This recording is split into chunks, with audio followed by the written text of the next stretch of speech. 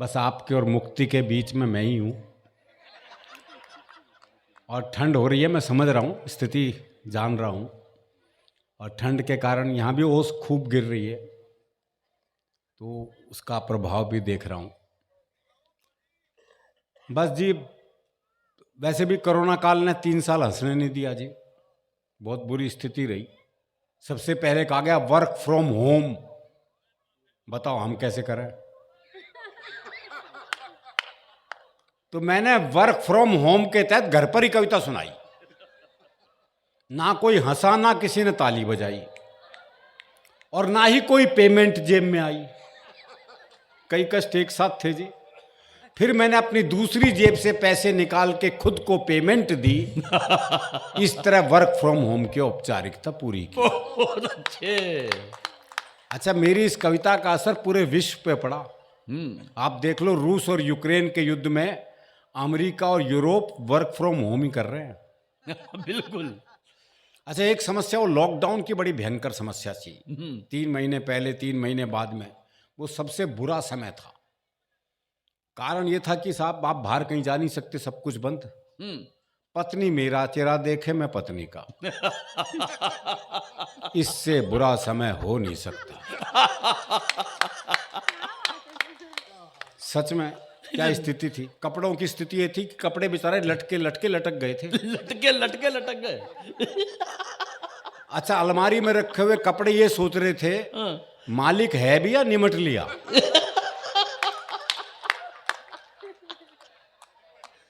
बहुत अच्छे। तो वो जो 3-3 महीने का 2 बार पीरियड आया, वो सबसे बुरा समय था जी। तो मैंने सोचा कुछ पल अलग ढंग से जिया जाए और किसी महिला मित्र को वीडियो कॉल किया जाए, कुछ तो परिवर्तन हो जीवन में। ये सोचकर मैंने अपनी सबसे सुंदर महिला मित्र को वीडियो कॉल मिलाया। बहुत अच्छे। लेकिन उसने फोन ही नहीं उठाया। थोड़ी देर बाद लैंडलाइन पर उसका फोन आया। मैंने फोन ना उठाने की शिकायत की तो उसने समझाया, देखो सारे ब्यूटी पार्लर बंद है। अपना चेहरा नहीं दिखाऊंगी, मैं भी भाभी जी की तरह चुड़ैली लग रही हूं, इसलिए वीडियो कॉल नहीं उठाऊंगा। तो ये कष्ट भी सहा जी। अब हरियाणा पे आते हैं। अधिकतर लोग आप हरियाणा के हैं, और हरियाणा बहुत मस्त प्रदेश है जी। हम बहुत स्वाभाविक हास्य में जीते हैं। वो एक पुलिस के सिपाही को छुट्टी चाहिए थी, पहुंच गया एसएचओ के पास, बोले छुट्टी चाहिए। बोले बहुत काम है, छुट्टी नहीं मिल सकती। बोले जी छुट्टी तो मैं लेकर रहूंगा। बोला अच्छा एक सवाल का जवाब दे दे, छुट्टी दे दूंगा। बोले सवाल कुछ भी बूझ लो। बोला अच्छा ये बता, कटप्पा ने बाहुबली को क्यों मारा? ये अंतर्राष्ट्रीय सवाल पूछ लिया जी उससे। बोले ये बता, कटप्पा ने बाहुबली को क्यों मारा? बोले हो सकता है बाहुबली ने कटप्पा को छुट्टी देने से मना कर दिया हो। तो ये जो हास्य है हमारे स्वभाव में। वो एक और को छुट्टी चाहिए थी, पहुंच गया, बोले छुट्टी चाहिए। बोले किस लिए? बोले जी मेरी शादी है। अब इस पे कौन मना करे जी। बोले जी छुट्टी तो मिल जाए, कितने दिन की चाहिए? बोला ये तो लुगाई देखने के बाद पता चलेगा। वही कमाल है। और ये हास्य हमारे यहाँ बचपन से आता है, बालपन से। आजकल चल रहा है ना जी, बेटी बचाओ बेटी पढ़ाओ। तो दिल्ली के कुछ स्कूलों में तो गुरुजी क्लास में आते हैं, बोले क्लास में जितनी लड़कियां उन्हें अपनी बहन मानो, क्लास में जितनी लड़कियां उन्हें अपनी बहन मानो। वो एक हरियाणा का था, बोले मैं तो ना मानूं। बोले क्यों भाई, तू क्यों नहीं मानने का? बोले इतने भात कौन भरेगा। देखो बात उसकी जायज है। बहुत अच्छे। बात जायज है, जायज। जब वो इतनी दूर का भविष्य जानता है, निकट का तो जानता ही है। वो क्लास में टीचर ने सवाल कर दिया, बोले मैंने तुझे थप्पड़ मारा, इसका भविष्य काल बता। बच्चा बोला तेरी साइकिल में पंचर मिलेगा। वो एक बच्चा 3 दिन तक स्कूल नहीं आया। चौथे दिन स्कूल पहुंचा तो मास्टर ने पूछा, बोले भाई 3 दिन से आया क्यों नहीं? बोला जी हमारी भैंस ने काटड़ा दिया है। काटड़ा समझते हैं ना? हाँ, भैंस के छोरे को कहे हैं। भैंस के छोरे को। बोला जी हमारी भैंस ने काटड़ा दिया है। तो मास्टर बोला भी इसमें क्या खास बात हो गई? बोले खास नहीं तो तू दे के दिखा।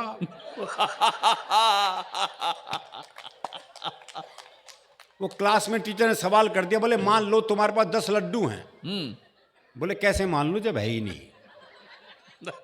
बोले मान लो, गणित में माना जाता है। बोले माना है तो मान लिए। बोले 2 लड्डू किसी ने ले लिए। बोले पहले तो ये बता किसने ले लिए। अरे बोले मान लो ना किसी ने ले लिए। बोला अच्छा मान लिया, तो कितने बचे? बच्चा बोला जी 20। बोले ये कौन सा गणित है? बोले गणित में तेरी माननी जाएगी बस। हमारी भी मान ले भाई। वही जिंदाबाद। तो इन बच्चों को कोई मुकाबला नहीं। वो बाप ने अपने 10 साल के बेटे से कहा, बोले परसों तेरी दादी का बर्थडे है, तू क्या गिफ्ट देगा? बोले मैं दादी को दूंगा फुटबॉल। अरे बोले तेरी दादी 80 साल की, फुटबॉल का क्या करेगी? बोले क्यों? पिछले महीने मेरा बर्थडे था, दादी ने मुझे गीता भेंट की थी। बहुत अच्छे। तो बच्चे बहुत शार्प हैं आजकल के।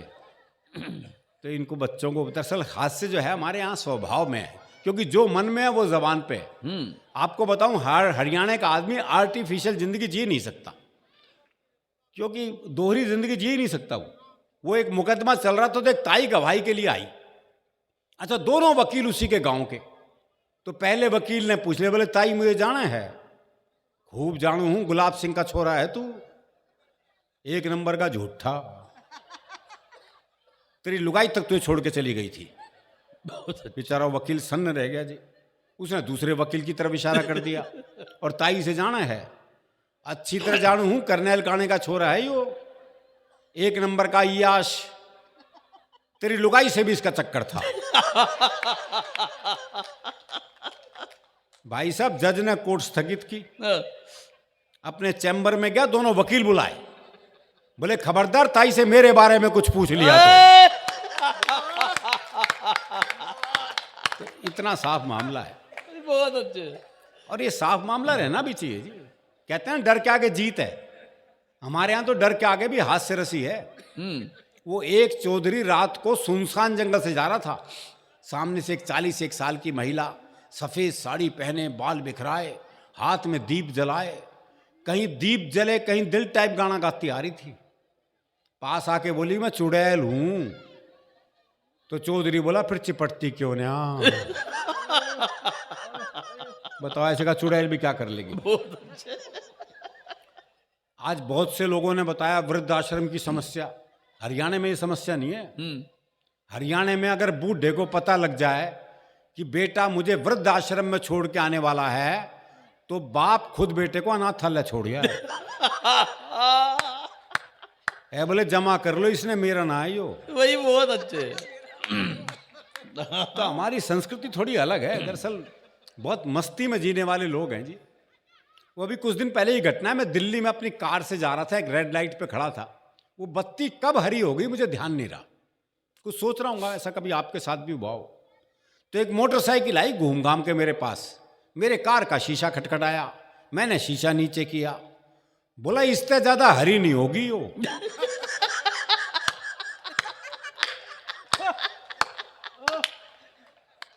अच्छा, मेरे से तो तालियों के लिए कहा भी नहीं जाएगा भाई। ये तो मेरे तो स्वभाव में ही नहीं है। हाँ, आपकी मर्जी, बजाओ मत बजाओ, कोई दिक्कत नहीं, बस सुन लो आनंद के साथ। दरअसल क्या हम फुर्सत में रहते हैं, इसलिए हास्य रस में रहते हैं। वो एक ने एक रिक्शे वाले को आवाज दी, बोले खाली है? बोले हाँ। बोले आप फिर ताश खेलते हैं। तो इतनी फुर्सत जरूरी है। वो एक ने एक रिक्शे वाले से कहा, बोले स्टेशन चलेगा? बोले हाँ। बोले कितने पैसे? बोले 25 रुपए। बोले ये तो रहा स्टेशन। अच्छा, मैं पैसे कम कराने होते हैं, हम जगह को पास बुला लेते हैं। अच्छा है। बोले ये तो रहा स्टेशन। रिक्शे वाला बोला हाथ नीचे कर ले वरना रेल के नीचे आ जाएगा। बहुत अच्छे। वो एक पहुंच गया हलवाई की दुकान पर। भाई ने छिक के जलेबी खाई भरपेट। जब पैसे देने का नंबर आया, भाई ने जेब झाड़ दी, बोले पैसे तो नहीं है। अब दुकानदार दुकान से बाहर निकला, 15-20 मिनट तबीयत से धुना पीटा उसे। जब खुद थक गया पीट पीट के, तो वापस दुकान में चला गया। अच्छा, वो भी कपड़े झाड़ के खड़ा हो गया है। बोले अब क्यों खड़ा है? जा।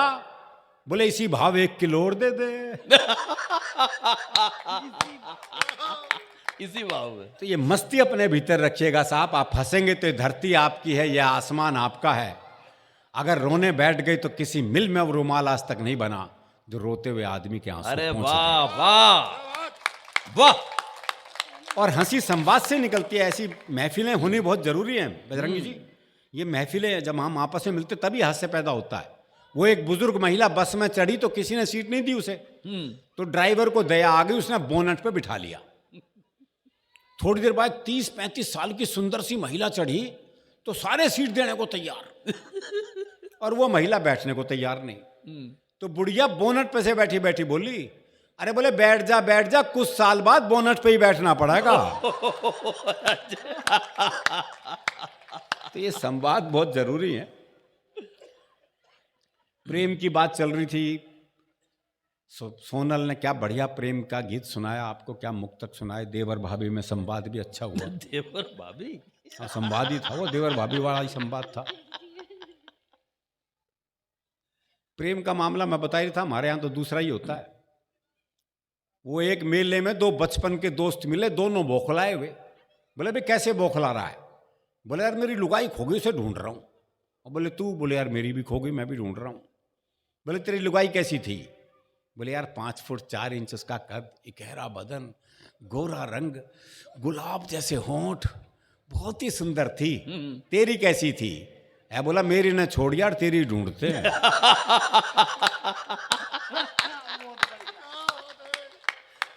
क्या किया ने? अभी मेरा एक दोस्त मिला जी, उसके दोनों होठ बुरी तरह जले हुए। मैंने कहा होठ कैसे जल गए? बोला पत्नी मायके जा रही थी, स्टेशन छोड़ने गया था, मारे खुशी के इंजन चूम लिया। तो हमारी खुशी भी अलग अलग ढंग से प्रकट होती है। भाई हंस रहा हो तो एक बार जरा ताली बजे पूरे सदन की मिलकर यार। वो एक का नया नया ब्याह हुआ तो दूल्हा दुल्हन को छत पे भेज दिया। अच्छा वहां उसने देखा लुगाई बड़ी सुथरी है, बोले लड्डू खावेगी। देखो ये प्रैक्टिकल बात। अगला कोई चांद तारे लाने की बात नहीं कर रहा, जो ला सकता है वही पूछ रहा है। भाई उसे पता है ब्याह का घर है, हाँ भर दी, नीचे जाके ले आऊंगा। लड्डू खावेगी, बर्फी ला दूं, इमरती खावेगी, जलेबी ला दूं। भाई ने सुबह के 4 बजा दिए इस चक्कर में। तो नीचे से बूढ़ा बोल पड़ा, बोला इस कढ़ाई ने उतार दे, खेत पे जाने का टाइम हो गया।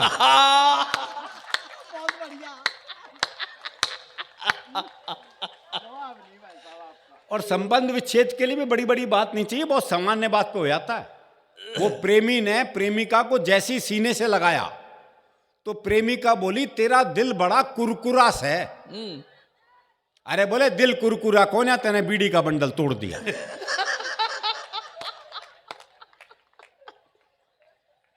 और जो महिला पुरुष का औसत है एवरेज, अब तो काफी सुधार हो गया, लेकिन अभी भी हरियाणा में पुरुष ज्यादा है मैहिलाएं कम है। छोरों के ब्याह नहीं हो रहे। वो एक का 40 साल की उम्र तक ब्याह नहीं हुआ, बहुत दुखी हो रहा था। अपने दोस्त से बोला यार मैंने तो लगा मेरी वाली भ्रूण हत्या में मारी गई।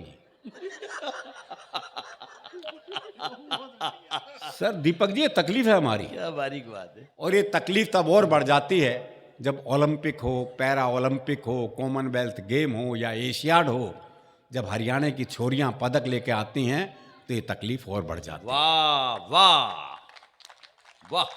और ये तकलीफ सर तब और भी ज्यादा बढ़ जाती है जब वो पदक लाने वाली छोरियां जंतर मंतर पे बैठी होती हैं और कोई उनकी सुन नहीं रहा हो। बेशक बेशक। तो ये प्यार की बात चली तो मुझे एक छोटी सी कविता याद आ गई।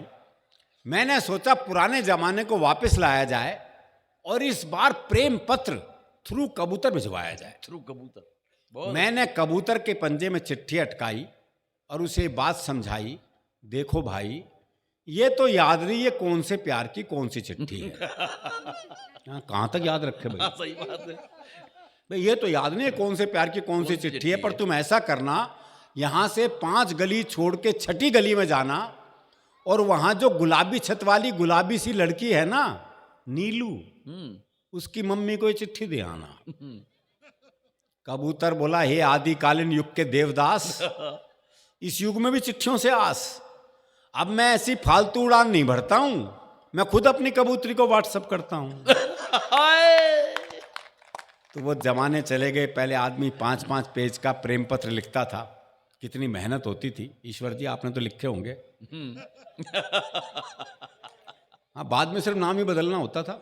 आए, हाय। फिर वो टेलीफोन का जमाना आया। वो मुझे एक शेर याद आ गया कि कर दिया इजहारे मोहब्बत हमने भी टेलीफोन पर, बात तो लाखों की थी 1 रुपए में हो गई। आए हाय। और अब तो मोबाइल का जमाना आ गया है जी। आदमी मोबाइल पे आई लव यू टाइप करता है, वो भी पूरा नहीं, ILV और वाई, और एक साथ 25-30 को सेंड। 25-30 को। हाँ, कहीं से जवाब आएगा। उदय प्रताप सिंह जी की 4 पंक्तियां हैं कि हर फैसला होता नहीं सिक्का उछाल के, ये दिल का मामला है जरा देखभाल के। हर फैसला होता नहीं सिक्का उछाल के, ये दिल का मामला है जरा देखभाल के। मोबाइलों के दौर के आशिक को क्या पता, रखते थे कैसे खत में कलेजा निकाल के। हाय हाय।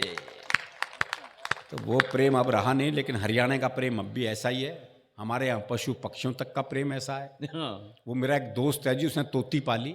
बस 10-15 मिनट हो रहे हैं जी, जहाँ इतनी देर जाडे में बैठे हो, थोड़ी देर और सी बैठ जाओ, थोड़ी देर बस 10 मिनट की बात है। ये कुछ बच्चे बच्चे भी हैं साथ में, तो कुछ छोटे छोटे तो नहीं है, बड़े ही हैं सारे। मेरी कोई फूट रही है भाई।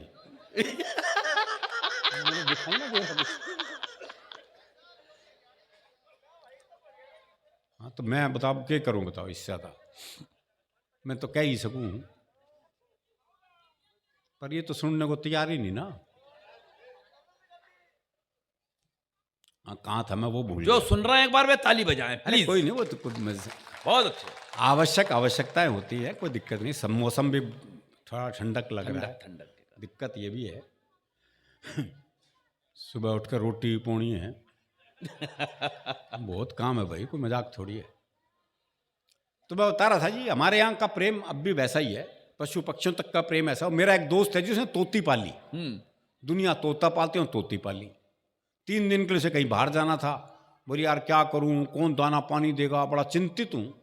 मैंने कहा मेरे घर छोड़ जा, 2 तोते हैं, उन्हें दाना पानी देता हूं, इसे भी दे दूंगा। बोला भाई तेरे 2 तोतों के बीच में अपनी तोती छोड़ दूंगा।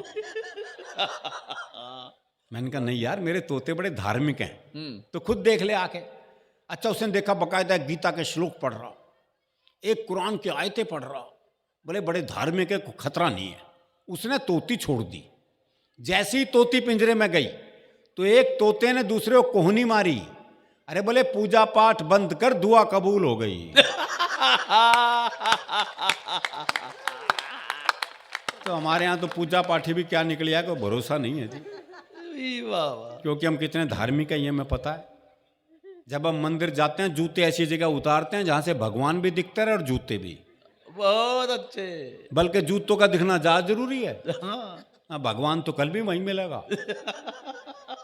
तो हमारा धार्मिक मामला बिल्कुल अलग है। वो एक हरियाणा का बूढ़ा मरण न हो रहा था, तो एक ने कहा मरण न हो रहा, अब तो राम का नाम ले ले। अरे बोले के नाम ले लूं, 15 मिनट बाद आमना सामना ही ना बोलेगा। नहीं, हमारे बूढ़े अलग मस्ती में रहते हैं बहुत सुपर है। वो एक 80 साल का बूढ़ा बस में चढ़ा, तो एक 75 साल की बुढ़िया बोली ताऊ कित जागा। बहुत बढ़िया बहुत बढ़िया। अब बूढ़े के तो काटो खून नहीं जी। कोई 75 साल की बुढ़िया ताऊ कह दे, इससे तो अपमान हो नहीं सकता उसका। बिल्कुल। लेकिन उसकी मस्ती देखे साहब, मस्ती फिर भी कायम रहती है। बुढ़िया बोली ताऊ कित जागा, तो बूढ़ा बोला बेटी तेरी खातिर छोरा देखने जा रहा हूं।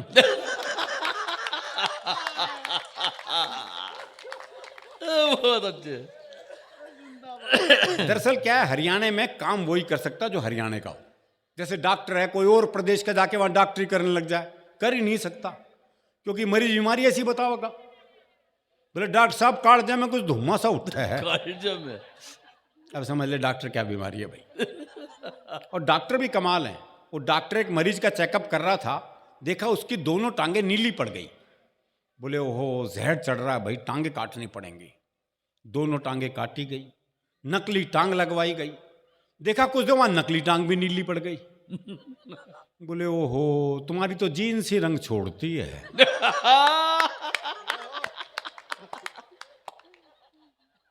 अच्छा, बड़ा घुमा के इलाज करते हैं, डायरेक्ट इलाज भी नहीं होता। वो एक के बहुत खांसी थी, डॉक्टर के पास गया, डॉक्टर ने जुलाब की गोली दे दी। बाद में कंपाउंडर ने कहा, बोले ये क्या कहा जी, उसके तो खांसी थी, आपने जुलाब की गोली दे दी। बोले कुछ नहीं, साला खांसने से पहले 100 बार सोचेगा। तो ये इलाज भी हमारे यहाँ ही संभव है।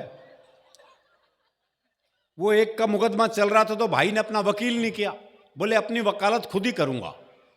अब बोला जज साहब हमारे बीच में झगड़ा हो गया कसूत्ता। अब जज की कुछ समझ में नहीं आया। बोले भाई तुम क्या कह रहे हो, मेरी समझ में नहीं आ रहा, तुम अपने लिए कोई वकील कर लो। है बोले समझ में तेरे नहीं आ रहा और वकील मैं कर लूं। वो एक जज का ट्रांसफर हो गया हरियाणा में, तो उसी दिन प्रॉपर्टी का मुकदमा चल रहा था। तो वकील बोला जी इसे प्रॉपर्टी मिल ही नहीं सकती, ये तो गैलड़ है। अब जज की कुछ समझ में नहीं आया। बोले भाई गैलड़ क्या होता है। वकील बोला भाई समझा तो दूं अगर बुरा नहीं मानने तो। बोले भाई समझाना तो पड़ेगा, मैं केस आगे कैसे सुनूंगा। तो वकील बोला देख तेरा बाप मर जा। ये वकील जज से बात कर रहा है, देख तेरा बाप मर जा। जज बोला अच्छा, अब तेरी माँ मेरे बाप के साथ आ जा और पाछे तू आ जा तो तू गैलड़ होगा। बहुत अच्छे। तो भाई ने अगले दिन ट्रांसफर करा लिया जी अपना। तो हरियाणा तो मस्ती में जीने वाला प्रदेश है साहब, आनंद में जीते हम। हमारे यहाँ हर संबंध हास्य रस में है। किराएदार मकान मालिक तक के संबंधों में हास्य रस है। वो किराएदार पहुंच गया मकान मालिक के पास, बोले कैसा कमरा किराए पे दिया है। वहां तो चूहे डांस कर रहे हैं और बोले तू के चावे 1000 रुपए माधुरी दीक्षित आके नाचेगी। बहुत अच्छे। तो हमारे यहाँ तो हर संबंध में हास्य रस है। बाकी संबंधों की तो आप कल्पना, बाप बेटे तक के संबंध में।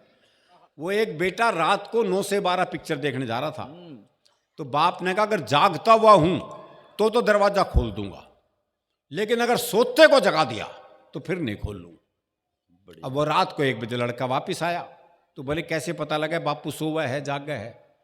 तो अगले ने चौकीदार की आवाज बढ़ाई, बोले राम प्रसाद सो हुआ है जाग गए है। बोले जागू हूं। बोले जाग गए तो खोल दे। बहुत अच्छे। वो एक हरियाणा का बड़ा अधिकारी IAS ऑफिसर बन गया। अब बन गया तो भाई बालक हो गए, ब्याह होने के बाद। अब मीटिंगों में रहता था, बच्चे का रिजल्ट आना था। उसने कहा देख भाई मैं मीटिंगों में रहता हूँ, बड़े बड़े लोग होते हैं, तो फेल तो खैर तेना होना ही है, लेकिन तेरा तरीके से रिजल्ट बताइयो। जैसे 1 सब्जेक्ट में फेल हो जाए तो कह दियो जय श्री राम, अच्छा। 2 में फेल हो जाए तो कह दियो राधा कृष्ण, 3 में फेल हो जाए तो कह दियो ब्रह्मा विष्णु महेश। समझ गया? बोले हाँ समझ गया। दोपहर को लड़का रिजल्ट लेके आया, बाप हमारा मीटिंग में था, तो उसने वहीं से इशारा किया, हाँ भाई क्या रहा। बोले बोल साचे दरबार की। बहुत अच्छे। तो ये सब संबंध हास्य रस में। वो एक 22-23 साल का लड़का जी जबरदस्त बारिश में तरबतर भीगा हुआ हलवाई की दुकान पे पहुंचा। बोला 10 रुपए का दही दे दे। तो हलवाई ने पूछ लिया भाई तेरा ब्याह हो लिया? और बोले तू के सोचते इस तूफान में मेरी माँ भेजेगी मैं दही लेना। तो दही तो लानी पड़ा है सर, और आप क्या सोच रहे हो हम इतनी दूर दही लेने आए हैं और क्या। तो दही लाए बगैर तो गुजारा नहीं, क्यों मयंक जी? तो दही के बिना कोई गुजारा नहीं जी। ये जब ये संबंध ऐसे हैं तो सास बहू दामाद ये तो हास्य रस से भरे ही पड़े हैं। वो सास ने दामाद का तिलक किया और 21 रुपए हाथ में रख दिए। बताओ जी आज के जमाने में 21 रुपए कौन ले? ये बोले सासू रहने दे, वो क्या बटेव ले ले। आधे घंटे तक यही बहस होती रही, वो क्या सासू रहने दे, वो क्या बटेव ले ले। इतनी देर में साली बोल पड़ी, हे जीजा ले लेना, 6 केले ही तो लाया था। करा लो खतरदारी।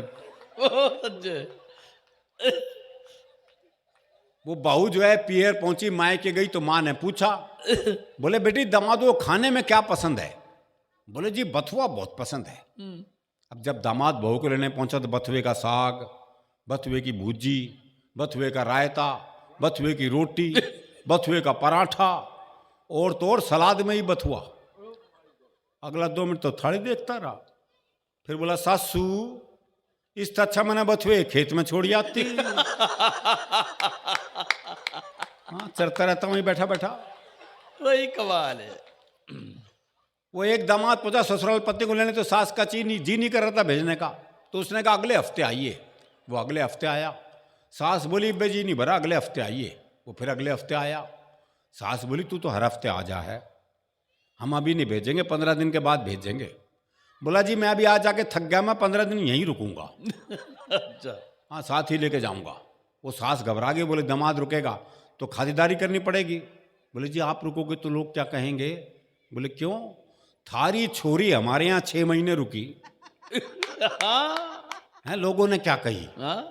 बोले जी वो तो आपके यहाँ ब्याही गई है। तो बोले मैं कड़ा फूका गया हूँ। बहुत अच्छे, लॉजिकल। वो एक और दामाद पूछा ससुराल पति को लेने, तो सास का जी नहीं कर रहा था भेजने का। तो उसने अपने बाकी बच्चों से कहा बोले अपने जीजा को समझाओ, और अगर नहीं माने ना तो यूं कह देना हमारी माता जी के देवी आ जाती है, और जब देवी आ जाती है तो अपने मत बनवा के छोड़ती है। बालक पहुंच गए, बोले जी आज अभी नहीं भेजेंगे। बोले नहीं लेके जाऊंगा। बोला ऐसा हमारी माता जी की देवी आ जाती है, और जब देवी आ जाती है अपनी बात मनवा के छोड़ती है। बोला देवी आ जाए देवा आ जा, मैं तो लेके जाऊंगा। थोड़ी देर बाद सास जो है वो बाल बिखेर के आ गई। बोले देवी आ गई ना भेजूं, देवी आ गई ना भेजूं, देवी आ गई ना भेजूं। दामाद थोड़ी देर तो ड्रामा देखता रहा, फिर बोला भैरव आ गया लेके जागा। तो बड़ा भैरवनुमा मामला है। बहुत अच्छे। और ऐसा नहीं है कि दामाद ही ऐसे जवाब दे दे, हमारे यहाँ सास भी ऐसे जवाब दे देती है जी। वो एक का दामाद बहुत काला था, बहुत ही काला भाई, सुपर काला। सुपर। ससुराल आया तो सासू बोली बटेऊ इस बार तो 15-20 दिन रुक जा। बोले क्या बात है भाई? सासू बड़ी खातिरदारी के मूड में है। बोले क्या करेगी सासू? बोले कुछ नहीं, दूध दही खा और मौज कर, तेरे बहाने थोड़ा बहुत दूध हमने मिल जाएगा। बोले मेरे बहाने क्यों कर मिल जाएगा? बोली कुछ नहीं, हमारी भैंस का काटड़ा मर गया, तेने देख के भैंस दूध तो दे देगी। तो ये दामाद की मार्केट वैल्यू है भाई। तो बोलो एक बार जय हरियाणा, हरियाणा की जय हो साहब। ये हास्यरस हरियाणा का कमाल है, अपने आप में अद्भुत है। एक कविता अंत में सुनाता हूँ क्योंकि इस मौसम मुझे भी दिख रहा है बिल्कुल, और ठंडक, उस ओस का असर गले पे भी पड़ना शुरू हो गया है। स्वागत। कविता का शीर्षक है 21वीं सदी में ढूंढते रह जाओगे। वाह। जाओ मत यार, बस 5 मिनट की भी कविता नहीं है तो। हाँ वो इतनी 5 मिनट में के तीर मार लोगे। हाँ, चीजों में कुछ चीजें, बातों में कुछ बातें वो होंगी जिन्हें कभी देख नहीं पाओगे, 21वीं सदी में ढूंढते रह जाओगे। बच्चों में बचपन नहीं मिलेगा जी। टीवी, कंप्यूटर और मोबाइल ने बच्चों का बचपना खत्म कर दिया। बेशक। चीजों में कुछ चीजें, बातों में कुछ बातें वो होंगी जिन्हें कभी देख नहीं पाओगे, 21वीं सदी में सब ढूंढते रह जाओगे। बच्चों में बचपन, जवानों में यौवन, शीशों में दर्पण, जीवन में सावन, गांव में अखाड़ा, शहर में सिंघाड़ा, टेबल की जगह पहाड़ा और पाजामे में नाड़ा, ढूंढते रह जाओगे। एक एक पंक्ति मैंने पूरी एक बात कहने की कोशिश की है, कोई बात आप तक पहुंचे भाई साहब, तो आपका स्नेह, आपका आशीर्वाद चाहूंगा। आंखों में पानी, आंखों में पानी, दादी की कहानी, प्यार के 2 पल, नल नल में जल, संतों की बानी, कर्ण जैसा दानी, घर में मेहमान, मनुष्यता का सम्मान, पड़ोस की पहचान, रसिकों के कान, ब्रिज का फाग, आग में आग, तराजू पे बट्टा और लड़कियों का दुपट्टा, ढूंढते रह जाओ। इस बंद पर आपका और मंच का विशेष ध्यान चाहूंगा। कमाल है। भरत सा भाई, हाय हाय, भरत सा भाई, लक्ष्मण सा अनुयायी, चूड़ी भरी कलाई, शादी में शहनाई, बुराई में बुराई, सच में सच्चाई, मंच पे कविताई, गरीब को खोली, आंगन में रंगोली, परोपकारी बंदे और अर्थी को कंधे, अरे वाह, ढूंढते रह जाओ। वाह। अध्यापक जो सचमुच पढ़ाए, अफसर जो रिश्वत ना खाए, बुद्धिजीवी जो राह दिखाए, कानून जो न्याय दिलाए, क्या कहने, ऐसा बाप जो समझाए और ऐसा बेटा जो समझ जाए, ढूंढते रह जाओ। ढूंढते रह जाओगे। और ऐसा बेटा जो समझ जाए, ढूंढते रह जाओगे कट्टरता का उपाय, सबकी एक राय, दंकल के पंजे में देश आजाद, मरने का मजा, जीने का स्वाद, नेताजी को चुनाव जीतने के बाद, दुर्घटनाओं से रहित साल, गूदड़ी में होने वाले लाल, सांस लेने को ताजा हवा, सरकारी अस्पताल में दवा, संस्कृति का सम्मान और नक्शे में पाकिस्तान। ढूंढते रह जाओ। क्या कहने हैं, क्या कहने हैं। आपस में प्यार भरा पूरा परिवार, नेता ईमानदार, 100 रुपए उधार, कल में आज, संगीत में रियाज, बातचीत का रिवाज, दोस्ती में लिहाज, सड़क किनारे प्याऊ और अंकल की जगह चाचा ताऊ। ढूंढते रह क्या जाओ। कहने हैं भाई साहब, वाह वाह वाह वाह। और इसका आखिरी मंत्र आपके इस आयोजन को समर्पित करता हूं। स्वागत। नेहरू जैसी इज्जत, आहा। सुभाष जैसी हिम्मत, पटेल के इरादे, शास्त्री सीधे सादे, पन्ना धाय का त्याग, राणा प्रताप की आग, अशोक का बैराग, तानसेन का राग, चाणक्य का नीति ज्ञान, हाय हाय। विवेकानंद का स्वाभिमान, इंदिरा गांधी जैसी बोल्ड, महात्मा गांधी जैसा गोल्ड और मायावती जैसी फ्री होल्ड। ढूंढते रह जाओगे। क्या बात है। ढूंढते रह जाओ।